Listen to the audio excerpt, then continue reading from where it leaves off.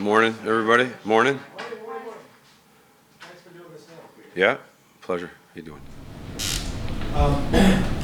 So you got to look at Smith with Mika and Kreider tonight. What are you thinking in anticipation of that? Like, what do you expect from that? I'd like it to be a good line. There's three good players, and it's new, so you don't know. But there's a starting point, I think, for everything. And you find out if things work or they don't work. But they're three good players, and they've had a few practices together. So tonight they'll play a game together. I noticed there was a switch in the quarterbacks and power plays. Are you planning on using Jones and Fox with both units tonight just to see how things look? Or Yes. Is that an important step for Jones to see how he can handle the power play since that's kind of been in his Yeah. wheelhouse, but hasn't really- Yeah, I mean, it's again, there's other personnel that's not in the lineup tonight that are going to get looks as well. But,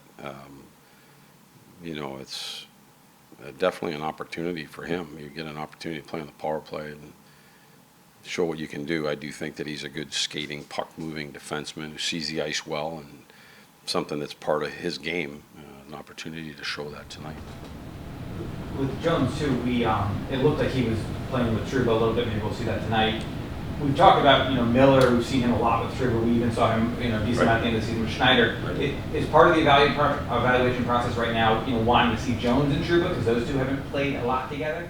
Yeah, I mean, it's training camp again, and so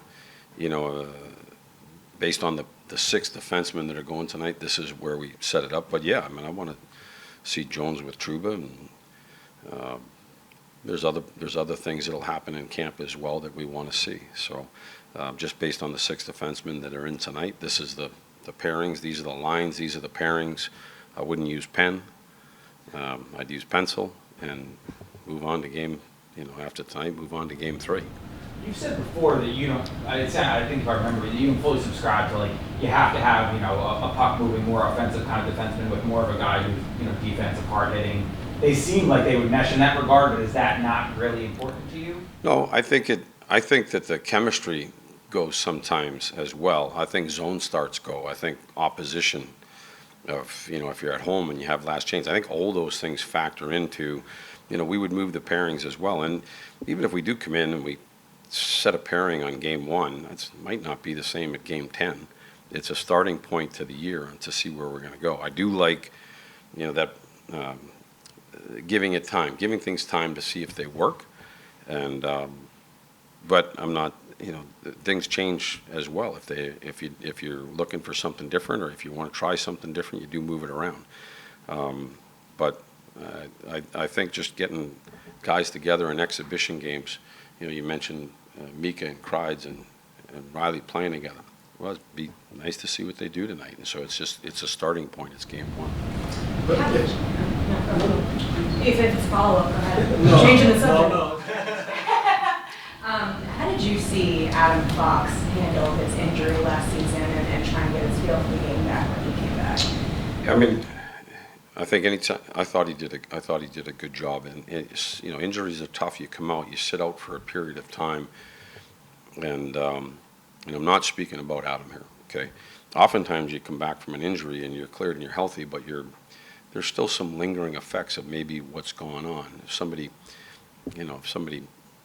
breaks a foot, even though they're cleared and they're ready to go back, it could affect their skating. It could affect pivoting. It could be somebody dislocates a shoulder. It could affect their physical. Just because somebody's back doesn't mean that they're 100% up to speed. And I think that we had a few guys that went through that last year where they got dinged up. They're back in the lineup. They're cleared to play, but it takes a minute to get going again. I do think that he's moving really well out here. I noticed it in the scrimmage the other day. I noticed it in the skate testing and in the scrimmage that he was active and up in the rush and moving really well. So hopefully rearview mirror stuff, and he looks good. Like you're asking the question, I think he looks good as well. So you're talking about Adam.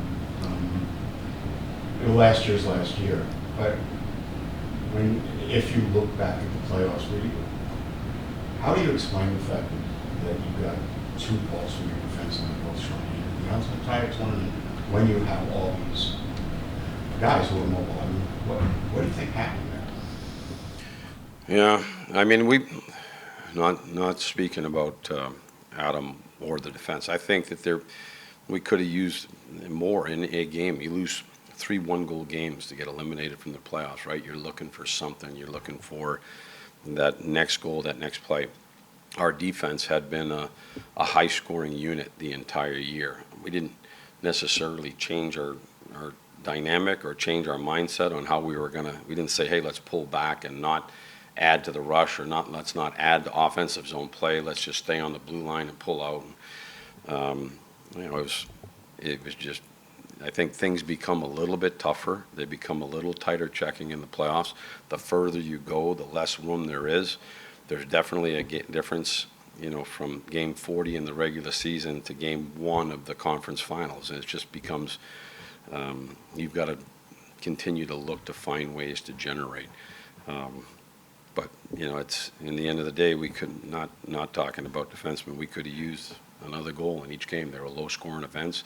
Even the first game at 3-0, they scored the 1 goal. We accidentally kicked one in our net, an empty net. Like it was really a 1-0 game, and we just couldn't find that goal in that offense. And you need to find ways to produce, whether it's 5-on-5 or power play. You got to find ways to generate that offense. Just wanted to ask, since we didn't get a chance to talk to you after Sunday night's game, what you thought about Phil. He had said he was chomping at the bit, clearly, to play these preseason games, and I see he got a ton of ice time and scored a goal and all that. So if you could just, what were your impressions of him and what he looked like and all that? And he's playing again tonight, so. Yeah, I think it's important for Phil to play some games. He didn't. Obviously, the year last year was not what he wanted. He has a good summer of training under his belt, and he's back. And so I think getting that game speed and the game touches and the confidence that comes with that, getting that back as we move to the start of the season, I think that's important. And inside of that, in the game 1, I thought he was able to do all of those things. He should leave game 1 with some confidence about himself and the way he played the game. Puck seemed to be on his stick the entire night. It seemed like he was dictating what he wanted to do out there, and the team was defensively having a hard time with him. I just thought he was a real noticeable player. The puck was on his stick. He was making things happen. Did Osman's physical game stand out to you last preseason game, and what do you expect to see from him going forward? I did notice his physicality. He's. I think he was active inside the game. Tonight's a great opportunity for a few players in the lineup to go out there and play their game. And we chatted with them and basically said, relax and go out and show what you want to do. Because sometimes you get with company on a line and you can just look, keep looking to them. And it's important that players, as you get opportunities in camp, that they go out and make the most of the opportunity. Like, don't get wound up. Put a smile on your face. Go out there tonight, MSG, in front of our fans. Have a blast and really show what you can do. And so he was physical the other night. I'm sure he wants to have the puck more, or do more things with that regard. But I do think that, I watched the rookie games and the practices. I do think it was a good showing for him because he was active inside the game. From a physical standpoint, from a working standpoint, I think he probably would want more with the puck and to make things happen standpoint. And so, tonight he gets those opportunities. Is that what you saw from Victor Mancini, just being active and just going out and embracing the moment? I thought he was really strong in the game. He was, he's been that way though. For me, he was one of the guys that was really noticeable in those rookie games. Has been noticeable in the scrimmages or the practices that we've had with him. In the game the other night, he's big, he's strong, he skates. He seems to be able to protect the puck from players trying to get it away from him. He's able to use his speed and his size to put it to an area where he can make the next play. I thought he had a real strong showing in Boston. So long as we're going down the list here, Ben Harper is the guy you probably didn't get to see much of last season because he was hurt. Just what are your impressions of him going on here? Well, it'll be good to see him play tonight. You can get him out there. He provides size and physical presence and toughness, and the tough ending to the year for him last year with regard to the injury, and so I'm sure he's chomping at the bit to get out there tonight. Just going back to that whole having fun factor, and I know it's training camp, there are games going on, but I actually talked to one of your former players this summer, Combos, and he credits your ability to build camaraderie. Just wondering if there's like any off-ice events planned for guys to like bond and whatnot. Today? Just like throughout training. Today? Once the season gets going, obviously. There's always things. There's always things I think you can do. The players do them on their own. We build some things in. I do think it's important, for a group, for a team, for an organization to try and work its way together. I do think that that's important. It doesn't have to be that way.